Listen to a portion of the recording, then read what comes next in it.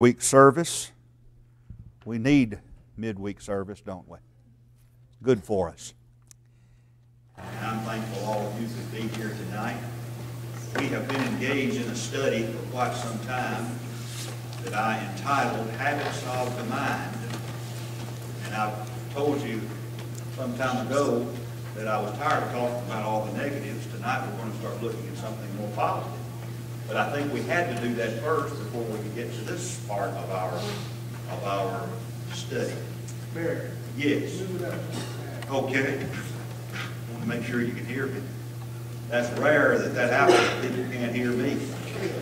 Whenever we go to Kirby Pines, which we do once a month, some of the residents there will come out and say, "Do you know why we like for you to come?" And I'm thinking maybe they are going to say something, just those powerful messages, something like that. But no, it's always, "We can hear you." But that's first and foremost, isn't it? Got to hear the person. We lost a beloved member yesterday, Brother Henry Herron, passed away, and it's a shock to us. The way it happened, obviously, so quickly. It's just hard for us to believe. But Anna Claire is here tonight, back home from school. Her granddaddy, Brother Brent, his family here tonight, Brent's father. And I had the opportunity today, along with Celicia, to spend some time with Sister Lloyd Dean and Brent's two sisters. And they, of course, are Christians, and they have great memories and also great hope in Christ. But at the same time, they're like the rest of us. They need our encouragement, prayer, and comfort, because that's hard. But Brother Herron was a great and good man. And those of us who've been privileged to get to know him during these last few years, I think we would say it's been a blessing. And he was a very devout student of the Bible. And I oftentimes think about completing a sermon on a Sunday, and I will have made some particular point, and Brother Herron would mention something I said, and he said, "Have you ever heard about something, or have you ever read about this?" And he would take the subject even deeper, because he just had that kind of biblical insight. And I appreciated it and respected it. And as I was thinking about this study, you remember when we started this study some time ago, I placed something there on the screen as a guiding theme as we talk about the importance of developing good habits. And those good habits begin in the mind, thinking good, clean, healthy thoughts. That you sow a thought and you reap an action. You sow an action and you reap a habit. And you sow a habit and you reap a character. And you sow a character and you reap a destiny. And he reminded me not long after that, he said, "Remember though," he says, "there's something else." And I knew better, I had just forgotten. Matter of fact, when I found that on the internet, I copied just exactly what it is I found. He said, "Remember, when you sow a destiny, you reap an eternity." And I said, "You're exactly right." I said, "That's part of it." I said, "I left that part off." He said, "Well, I just wanted to make sure I wasn't wrong." And I said, "That's part of it, you know." I said, "No, you're exactly right. You sow a destiny, you're reaping an eternity." And men like Brother Herron lived in light of eternity. And we certainly are filled with good memories of him, and we want to do all that we can to encourage and comfort this good Christian family during these next few days and weeks and months. Well, as we get to our study tonight, I want to read something.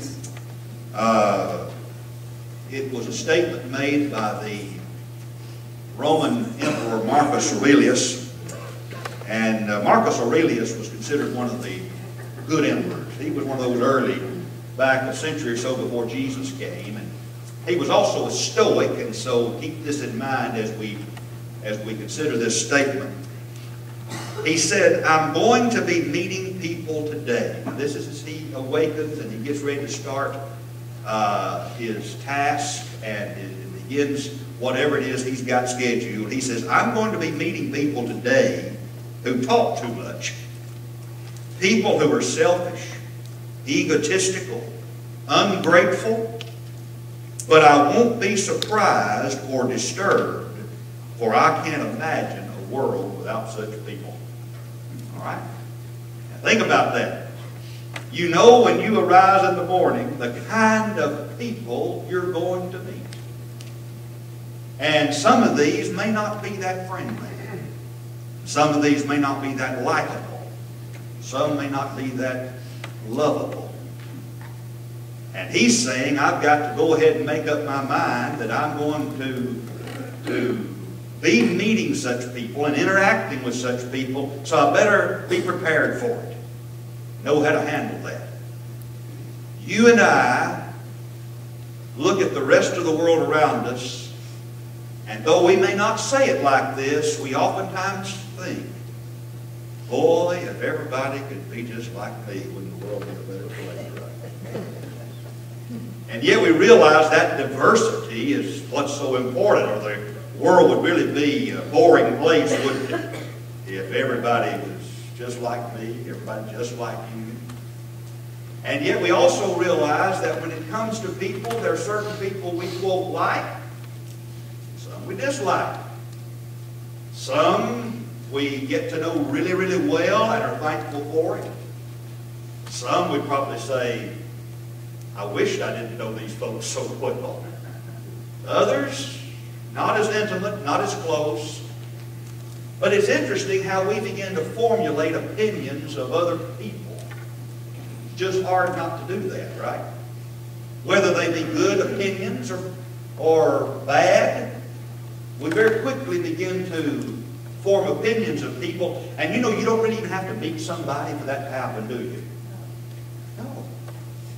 Now, I could ask you to raise your hand, and knowing all of you are honest, I know you raise your hand, but every one of us have seen certain people before, and even though we may not know the person, we don't know anything really about the person, we start making up our minds about that person based upon an appearance. Okay? I love to tease my daughters. When I'm out with them at some particular fast food restaurant in Collierville, let's just use that as an example. And I'm sitting there just with my two daughters. Casey's not part of this. And it wouldn't apply to Casey. This is a girl thing. And so I'm sitting there with my two daughters, and we're having good conversation, and I'm enjoying this good father-daughter's time. When all of a sudden, some other girls about their age will walk in to this fast food place. Miranda, more likely than Veda, and they're not in here right now, so I can talk about them. Miranda, more likely than Veda, will look up, and she'll see who it is, and she'll just kind of scowl for a moment, then go back to eating her french fries. I say, do you know them? No, no, no. What do you mean you don't like them? You don't even know them. Well, she said, I don't mean it like that, so bad. She says, I just know I wouldn't like them. Well, I said, do they go to eat? No, they don't go to my school. You've never seen them before? No. But I just know girls like that are. I mean, girls like that. You're a girl too, right? There's something there, you know, and finally, you know, it gets to that point, Dad, well, I don't understand things like that. Just see somebody walk in a place, and you just already make up your mind you don't like the person. But, I don't know. That may not be just a teenage thing. That might happen even as we get older. I remember I used to talk to my granddaddy some about politics, and he was always interested in the Alabama politicians who come up into our county, and they'd be trying to get you vote. And my granddaddy always was interested in that, and I might say, Granddaddy, what about this fella? You going to vote for him? Nope. Well, why? Don't like his looks. Okay? Something about that fella said to my, just based on his looks, told my granddad that he must be crooked or something. He didn't like his looks. And so he wasn't going to vote for it. Well, as Christians, we've got to be mindful of something that's very, very important. If we're going to have good, healthy habits of the mind, here's what we've got to do. This is the first in a series of messages on this subject. And that is, we've got to try to see the good in people. Okay? Just put that down. If I want to be pleasing to God, and if I want to have a good, healthy mind that helps me develop really good habits, that helps me to have a positive outlook, I have got to try and see the good in others. Now, in everybody, we realize there are flaws. And what do I have to remember when I'm looking outward is this person who's looking outward also has flaws. And one thing I've learned also as I just observe the world in which I live, God made a lot of weird people, and you know, I might be one of them. Don't say amen. I just said that's the way it is. But a lot of times weirdness is usually in the eye of the beholder, right? And here's something else that's hard for us to think about sometimes, but you know, if we're prone to see the flaws in others or talk about what we don't like in somebody else, I want to let you in on a secret tonight. You're not going to believe this. Somebody out there, or several somebodies out there, are doing that to us. Can you believe it? Surely not, right? Yes, that's how it is. Best thing, that they don't know what we're thinking or saying, and that we don't know what they're thinking or saying, right? And we also know this is true. We sometimes can say things that we wouldn't say to somebody's face simply because we're not really making that big a deal out of it. Okay? Sometimes we leave an assembly and it might be something that's minor, but still something we wouldn't say to a person, to that person's face, because it's just no big deal. It's just an observation we're making. It might even be something that gets us tickled, you know. Did you see it? Did you see her? And at the same time, we know we wouldn't want anybody saying those things about us, but we're not really intending to harm anybody. But we have to be very, very careful that those thoughts that come into our minds that are negative toward other people are going to have a negative impact on our lives. Because you just can't look at others in a bad light and feel good about yourself. Okay? Now, some people try to do that. Did you know there are some people who constantly criticize other people or see the flaws in others or take what may be minor, a minor flaw, and make it a major flaw in a person's character because this person who's doing the criticizing is trying to cover up something. I'm always a little wary of a student who comes into the school of preaching always trying to point a finger of blame to other students and always trying to correct another student and always trying to inform faculty members about what's wrong with another student. And I start thinking after a while, what's he hiding? And sometimes it's not till after that student leaves that I find out what it is. That person was always being critical of others so that he could cover his own sins, his own flaws, his own mistakes. Some people do that. Now, here's what I want us to think about for just a moment. I'm going to ask a question that's really rhetorical in nature. You know the answer. Let me just ask you this question. Does God love you individually? I don't believe you'd be here tonight if you didn't believe that's true. God loves you individually. I know that He loves me individually. The Bible's clear on that point. Paul in Galatians 2:20 said He died for me. That was personal, okay? There's no doubt about it. But if we're not careful, sometimes we'll get that idea, it's me and my God and the rest of the world. Okay? God sees everything through my eyes. Whatever my view of somebody is, that must be what God's view of that person is too. Now make no mistake about it, God has a special place in His heart for His children. Okay? And yet at the same time, I have to understand something. That while I can enjoy an intimate, close relationship with God, and He loves me individually and knows my name, knows how many hairs are on my head, knows my past, present, and future, the same is also true about God's relationship with every other faithful Christian. And He knows all the details of every person's life and loves every person just like He loves me. We don't think about that sometimes, do we? It's just me and God. Now, I'm all for developing a relationship with God. But one reason that I have the responsibility to try to see the good in everybody else, even those who I might find annoying, who might get on my nerves, who I have a hard time appreciating, is because I've got to try to see that person as God sees that person. And so, thinking the best about people, that's really what 1 Corinthians 13 is all about, isn't it?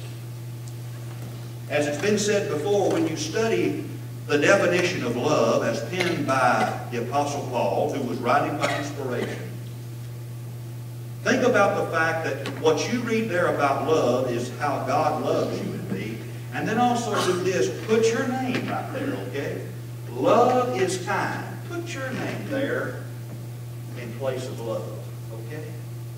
Love is kind. Very is kind. Did I have that? Is that true? Is that right? Really that kind of a person? Now, seeing others through the eyes of Jesus will help us to see the good in others. Now, oftentimes we see the bad or look for the bad in others before we can see the good. Has this ever happened to you? It has to me. I confess it. Because I have met somebody and there's something about that person's actions or behavior or first impression that is just negative to me. And that could be for a number of reasons. I have, maybe there's something about that person, subconsciously I'm envious or something, I don't know. Or maybe it's jealousy. Maybe I see something in that person that I want, that I don't have, and therefore, instead of appreciating that quality, I'm automatically against that person. Or maybe I find that person a threat in some way, or think he's a threat. And if I think that, then subconsciously I just tell myself, this person is a threat to me, I'm jealous, and therefore I don't like the person. It gets back to kind of that idea, just don't like his looks, right? Or you hear somebody say, you know, some people just can't lie. And we really have not taken the time to get to know this person. Now let me ask you this. Have you ever decided that you didn't like somebody? That was your first impression. And later on, you couldn't believe you ever felt that way. Now that's happened to me too. Only to find out that that person became my best friend. Now, I'm not just talking about Brother Mosier when I say that. Brother Mosier asked me one day, he said, did you ever think I'd be your best friend? I said, no, sir. Now, he decided that he was my best friend. I won't argue with that. He's at least up their way high on the list. He is my friend. And he and I have a good, unique relationship. And we can go back and forth with each other. We did the other day on the phone, just really more fun than anything. And when Celicia heard it, she said, you both are two peas in a pod. We were disagreeing about something. We were going back and forth just because that's what we do. We're that close. And Sister Mosier came in the other day. She said, you and Keith sounded like y'all were mad. I don't want y'all to be mad. I said, no, we're not mad. She said, well, I know how he'd be, but I didn't think you'd be. But I love him. And that's why I can do it. All right, that's special relationship. But I have actually thought in my mind before, here's somebody I know I'm not going to like, only to find out that person was a precious person. A sweet and kind, a helpful person. One reason why I think we probably have a hard time getting to know some people and making these first impressions, is it true that some people by nature are shy? Okay, it is, isn't it? And is it also true that the shy person is going to be the person who comes across at first unfriendly? And don't we usually think in terms of, well, what did I do to hurt that person? Nothing. You didn't do anything to hurt that. The person's just shy. Some people say, I can't imagine you'd ever be shy. I'll tell you this, one thing I knew when I was a teenager, I wasn't ever going to do anything to put me before an audience of people where I had to speak. You make a determination now that I was shy or not. And so some people just are awkward in certain settings. And we might make our mind up, we're not going to like that person. Because we just don't think that person's very friendly, when it turns out maybe one of the kindest, sweetest people you ever meet. And a helpful person. I have known what it's like to feel guilty about thinking negatively about a person based on first impressions, only for that to come back bite me. It was not true. The person was a very, very loving person. Now, I understand that after a while we form opinions, but sometimes we form opinions even before we met, and yet we've also found out that our first impressions could be wrong. Now, we want to make it the habit of seeing the good in other people. Now, I want you to turn to John 15. There are some scriptures that I want to give you tonight that go right along with this. I want you to notice in John chapter 15, and notice this familiar verse in verse 12. The Apostle Paul's, the Lord Jesus says, "This is my commandment, that you love one another as I have loved you." Is the word like there? There's a difference between like and love? And so Jesus says, I want you to learn to love. And to love like I have loved. It's true that sometimes, after the first impression, you get a second, or third, or fourth, or 10th, and you still don't like the person, right? Maybe there's some qualities about that person that are not likable or lovable. Here's where we have to remember who we are, and here's when we have to remember, hey, I want that healthy mind. I want to have good habits. And what I learned about Jesus is that despite the fact of whether or not you like the person, you're still commanded to love the person. Well, that comes in on enemies. And that comes in on enemies. So let's look at that. Sister June, Matthew 5:44.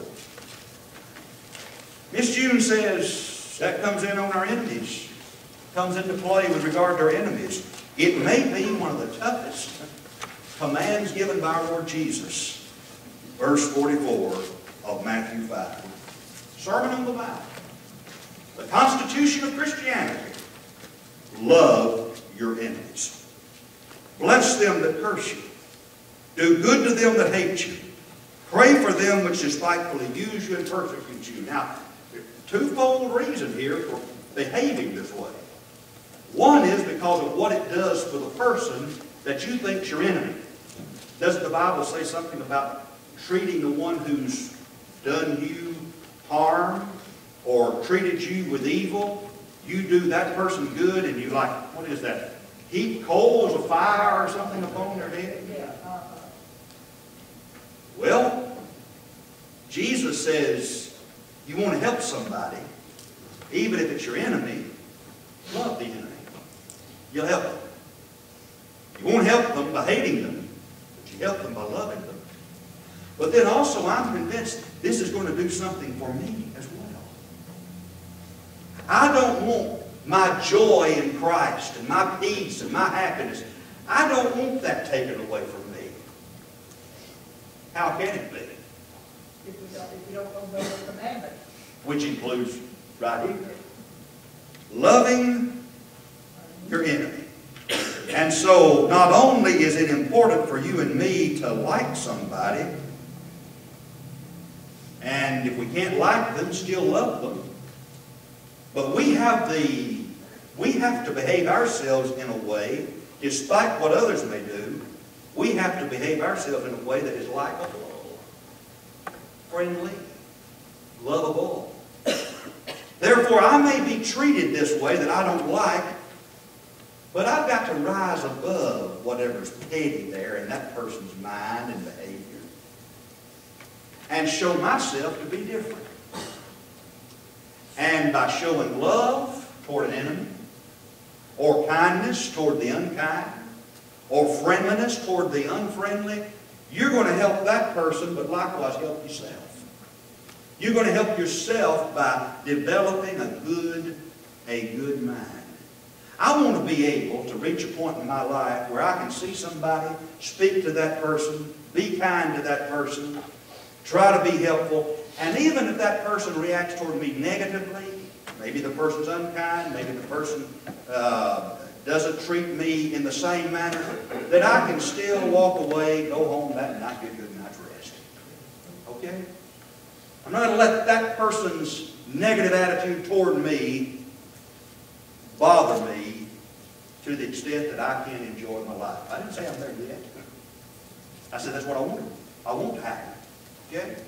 Now, I want us to look at somebody here in the book of Acts that I think, obviously the Lord Jesus Christ is the one who first comes to mind, but I want you to see somebody who always seemed to think the best about other people.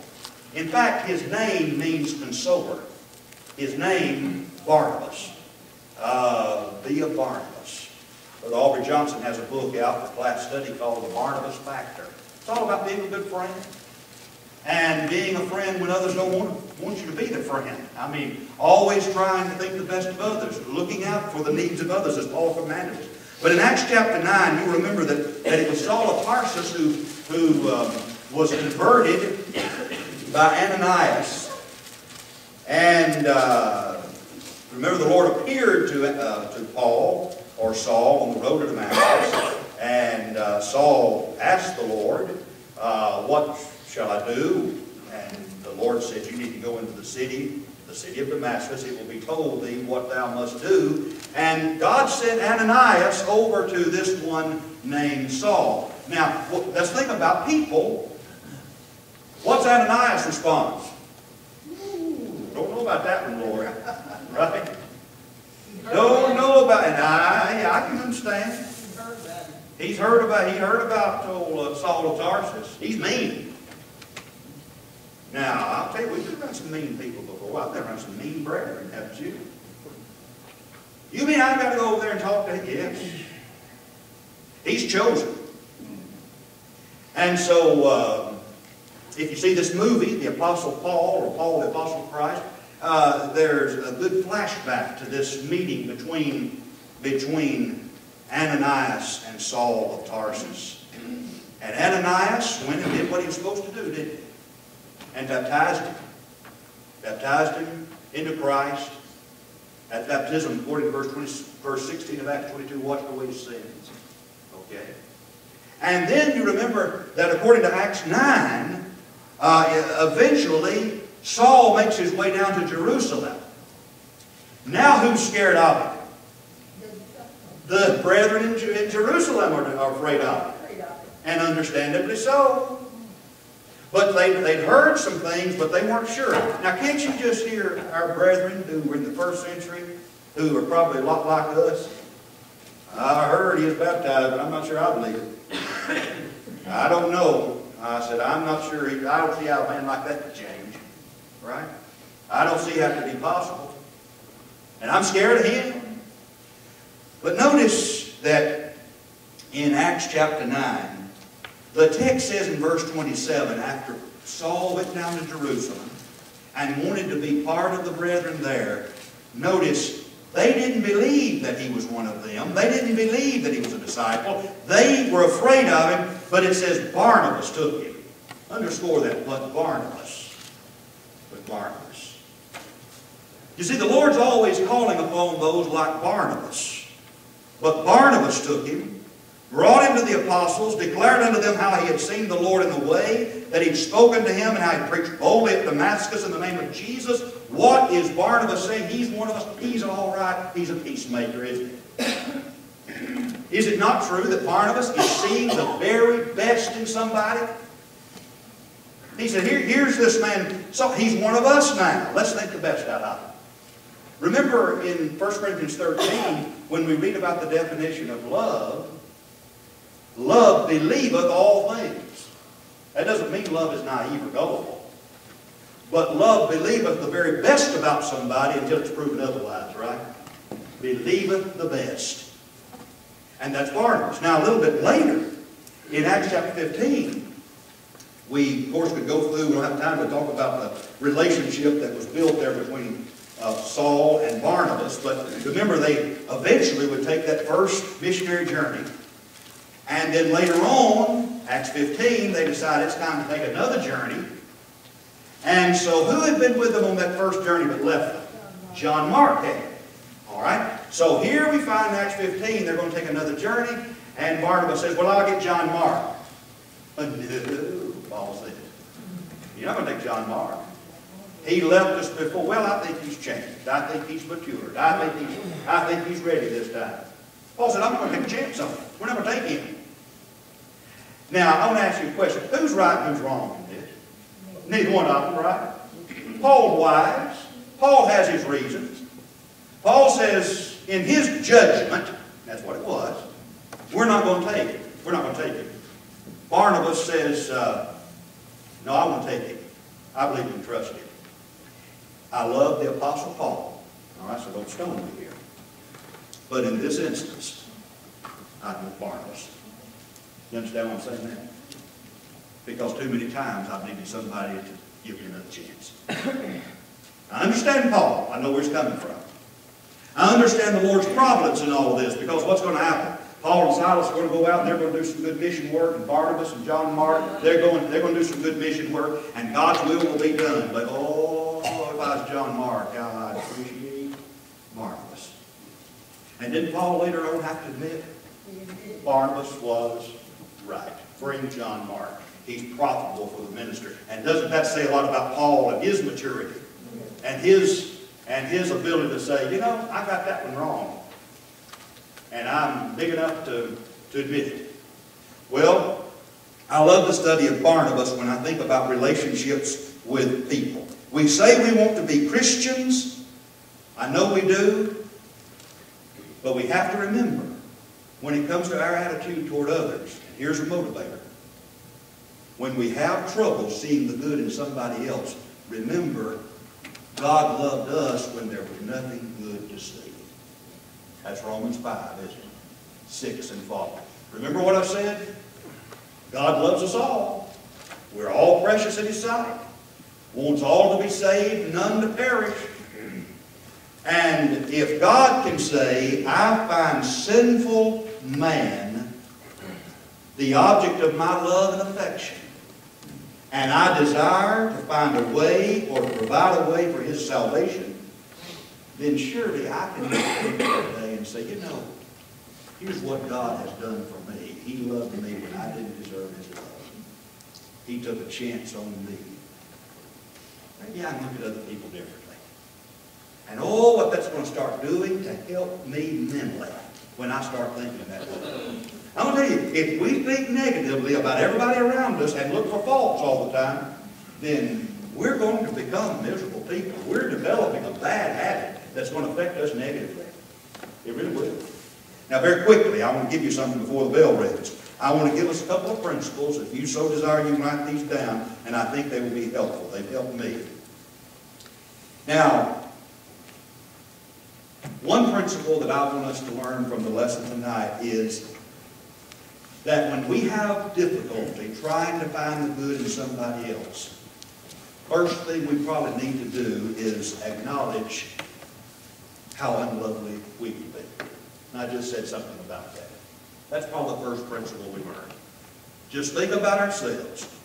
You know, sometimes when I feel I've that they be mistreated, or maybe it's just a slight. I then have to start thinking how the Lord has blessed me. I found myself before being a little bit like the elder brother in Luke 15, and I said, well, why did this person get to do this, and why are they getting this? And I feel like I'm left out. I don't think anybody's giving me any attention. And I feel like the Lord would look at me and he would say, everything I have is yours. Everything I have is yours. Why do you get upset just because something good happens to somebody else? How selfish. Acknowledge our own unloveliness. I don't want you to answer this, but I'm going to tell you from my vantage point. Do we all have an unlovely side? I do. And there's someone who's in this audience tonight who knows me very well that could tell you that. But she won't. She won't. We all have the unlovely side. There's something in all of us to dislike. That thought will help me appreciate other people. And then number two, we've got to make sure that we've talked a lot about this up to this point in past discussions. Set aside the emotional reactions. Our reactions say, this person did me wrong, I don't like that person. Or if you see somebody say, I can't tell you why I just don't like that person, that's emotion running your life, isn't it? But Proverbs 19:11 says sometimes it's right just to overlook a transgression, isn't it? Sometimes, according to Proverbs 19:11, it's just best not to let something get under your skin. Just get over it, right? Don't worry about it. Number three, remember that every person is loved by God. If indeed I'm going to see the best in other people, I will be motivated to do so by remembering that that person that I may not like, may not want to like, may find flaws, may find faults, that person's loved by God, and I've got to love that person too. And then principle number 4, recognize your own need to be seen as a good person. Now think about that. I want others to think of me as a good person. I want other people to see me as a kind person. I want other people to think of me as an honorable person and to like me. And therefore, that needs to help me in my thinking and to help control my thoughts.